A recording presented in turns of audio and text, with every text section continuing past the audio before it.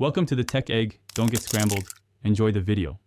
In this video, I will show how to make a probiotic drink at home. Start by sterilizing a jar and heating 4 cups of milk to 110 degrees F, then cool slightly.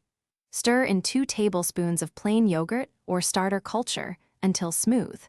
Cover the jar and incubate at 100 degrees F for 8 to 12 hours until tangy.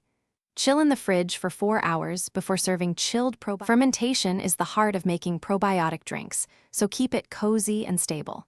Maintain an incubation temperature around 100 degrees F for 8 to 12 hours to develop tang.